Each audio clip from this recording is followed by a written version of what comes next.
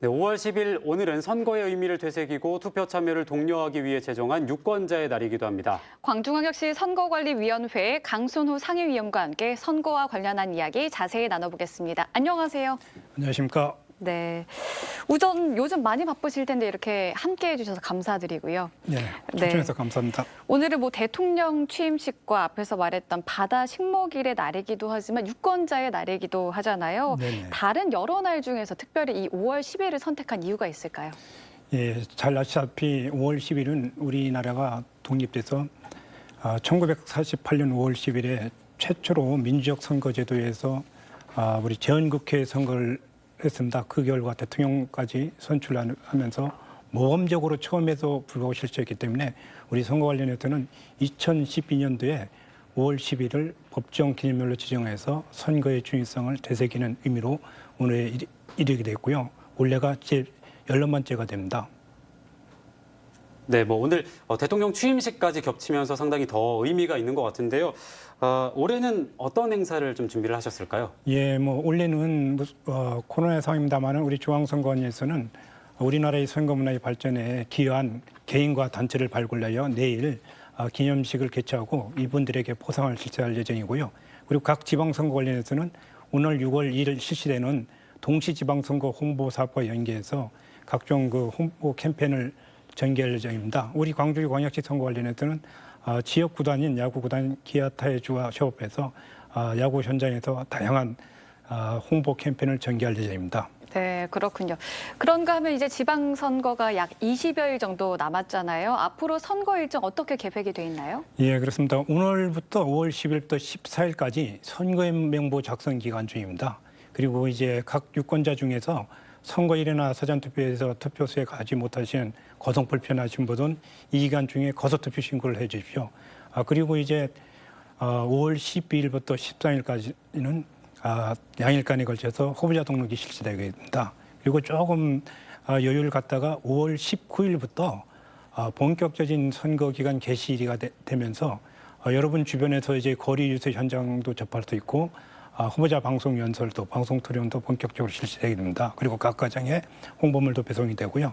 그리고 선거운동이 종반에 이루어지면서 5월 27일과 28일에는 전국의 읍면동에서 사전투표를 할 수 있습니다. 사전투표에 꼭 필요하신 분들은 투표 참여해 주시고요. 그리고 6월 1일에는 여러분들의 어떤 최종 결심을 하는 투표일입니다. 네, 이렇게 투표가 좀 가까워지면서 정당이나 유권자들, 후보자들의 문의도 좀 많이 올 것 같은데 보통 선관위엔 어떤 문의가 좀 많이 올까요? 예, 정당 후보자들은 이제 일반적으로 선거법을 알고 있기 때문에 좀 세밀하게 예컨대 선거 사무소에 선수막에 있는 내용이나 아니면 여론조사 공표 방법 아니면 또 이제 카카오톡 플러스 이런 전문적인 선거운동 방법에 대한 문의가 많고요. 일반 유권자들은 과거와 달리 일반 유권자들은 만류하는 선거운동이나 아니면 문자메시지 이런 부분이 상시 가능합니다. 다음에 SNS도 가능한데 예를 들면 문자메시지 발송에서도 대량 전송이 안 되기 때문에 통상적인 방법으로 되기 때문에 그런 사항에 대한 문의가 많고요.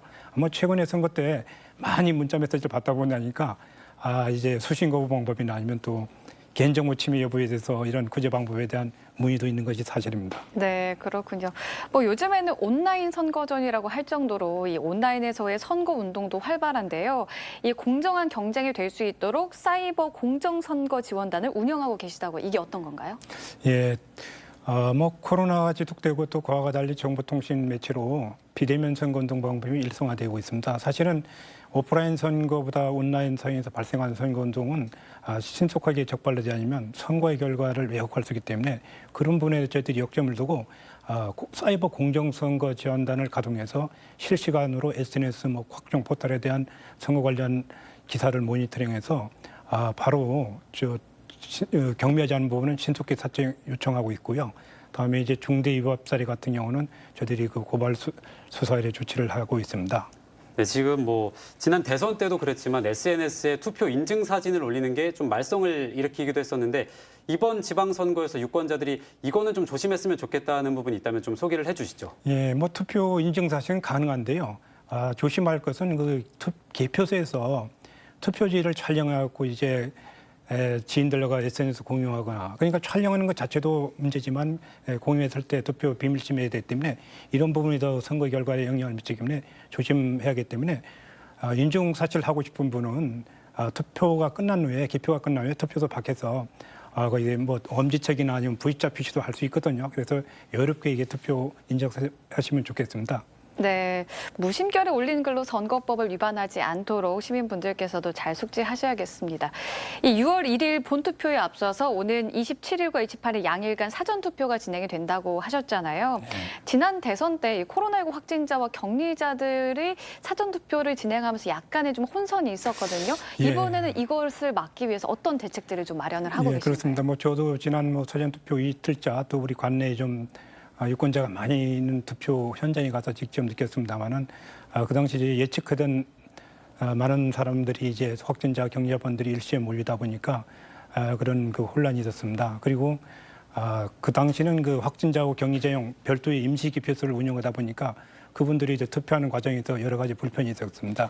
그래서 이번 지방선거에서는 그걸 좀 개선하고자 확진자 거소자 투표는 사전 투표 때는 일반 투표가 완전히 끝난 후 오후 6시 반부터 8시까지 그러면 투표소에서는 7시 반까지 별도로 하기 때문에 지난 대선에서의 어떤 혼란과 불편은 대폭 예방될 걸로 봅니다. 그리고 다만 현재 이게 코로나가 이제 여건이 호전되면서 나중에 코로나 방역 지침이 좀 변경될 가능성이 있기 때문에 혹시 이제 정부에서 이제 확진자 격리 해제가 된다면 그럴 때는 일반 인과 마찬가지로 확진자 격리자분도 똑같이 투표소 투표하게 되는데 저희 위원회에서는 두 가지 가능성을 대비해서 코로나 대책 선거 투표 관리를 하고 있고 변경된다면 시민들에게 적극적으로 홍보하도록 하겠습니다. 네, 뭐 많은 준비가 되고 있고 이제 투표를 많이 하는 일만 남은 것 같습니다. 네네. 마지막으로 유권자분들께 한 말씀 부탁드리겠습니다. 아마 원래는 지난 3월 9일에 대통령 선거가 실시되고 있고 오는 6월 1일에는 지방선거가 실시될 때입니다. 그만큼 우리 유권자께서 이번엔 투표자의 어떤 유권자의 소중함을 절실하고 있겠습니다. 바쁘신 가운데서 꼭 투표 참여하시고 정책으로 결정하시고 투표에 가서 원하는 후보자를 유감시 투표해서 선거 결과에 승복하고 지방자치가 발전되는 계기가 되도록 이번에 좀 공명선거하게 되도록 선거가 마무리되도록 좀 적극적인 협조를 부탁드리며 선거법 위반 행위에 대해서도 선거 관련해 제보 부탁드리겠습니다. 네, 오늘은 유권자의 날을 맞아 광주시 선거관리위원회 강순후 상임위원과 함께했습니다. 오늘 말씀 고맙습니다. 감사합니다.